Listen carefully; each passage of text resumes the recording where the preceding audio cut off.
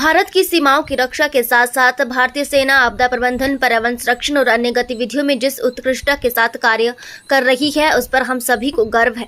राज्यपाल आज यहां शिमला के निकट कुफरी में प्रादेशिक सेना के प्लेटिनम जयंती समारोह के अवसर पर सेना द्वारा किए गए कुफरी तालाब के पुनरुद्धार के लोकार्पण अवसर पर बोल रहे थे। उन्होंने कहा कि इस वर्ष प्रादेशिक सेना राष्ट्र की सेवा के 75 वर्ष पूरे होने पर प्लैटिनम जुबली मना रहा है। अपनी उत्पत्ति से लेकर अभी तक प्रादेशिक सेना भारतीय सेना के एक अंग के रूप में उल्लेखनीय कार्य कर रहा है और राष्ट्र निर्माण में अपना बहुमूल्य योगदान दे रहा है। उन्होंने प्रादेशिक सेना के अंतर्गत 133 इन्फेंट्री बटालियन इको डोगरा एक अग्रणी बटालियन है जो हिमाचल प्रदेश राज्य में पौधारोपण गतिविधियों के लिए पूरी तरह समर्पित है। हिमाचल प्रदेश के हरित आवरण को बढ़ाने में बटालियन का महत्वपूर्ण योगदान है। राज्यपाल ने कहा कि इस बटालियन की स्थापना 15 सितंबर 2006 को कुफरी में की गई थी और इसे हिमाचल इको वॉरियर्स के नाम से जाना जाता है।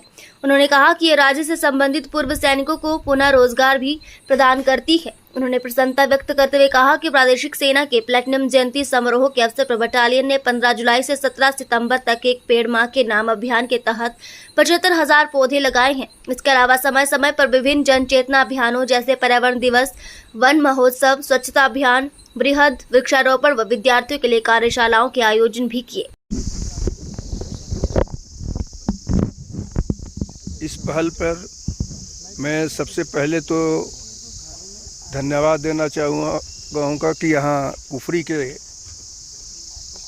गांव के लोगों को, उनके प्रधान को और सेना से जुड़े हुए लोगों को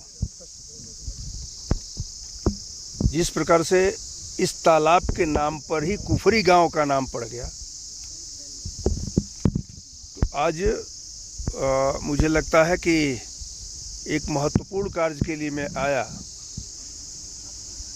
आज इसका लोकार्पण हुआ है, गांव सबको समर्पित किया गया है। इस नाते मैं सभी सेना के जवानों को भी इसके लिए बधाई देना चाहूँगा और ये कोर हिमाचल में वृक्षारोपण में लगा हुआ है।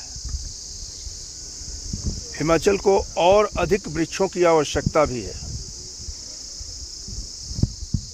जिस प्रकार से पर्यावरण में परिवर्तन हुआ है, आज शिमला वो शिमला नहीं रह गया है, गर्मी वहाँ भी अब पड़ रही है।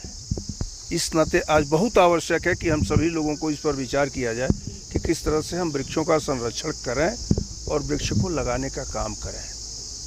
जल संरक्षण भी उसके लिए आवश्यक है जो यहाँ दिख रहा है।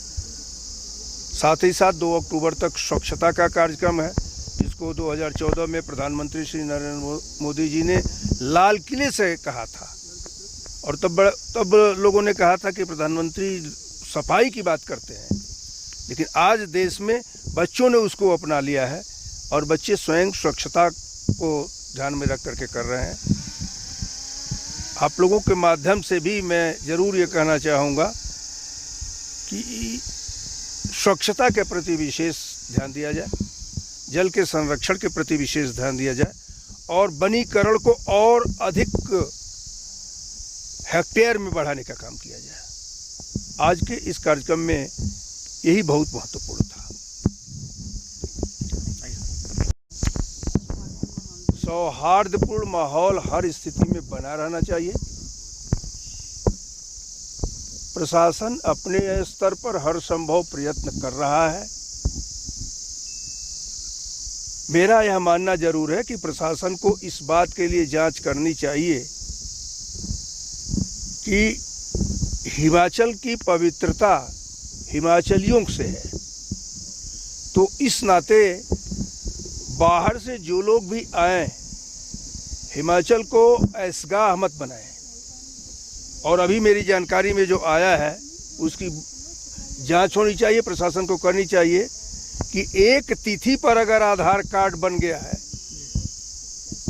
तो उसकी गंभीरता से जांच होनी चाहिए। हिमाचल की पवित्रता रहनी चाहिए और मैं समझता हूं कि जो हिमाचल में नशा बढ़ा है, ऐसे सब लोगों को जो आकर के हिमाचल को करें उन पर कठोर से कठोर कार्रवाई करनी चाहिए और आधार कार्ड का निश्चित रूप से जांच करना चाहिए। हिमाचलियों का है, या बार बार मैं कह रहा हूँ, इस पर ध्यान देना चाहिए।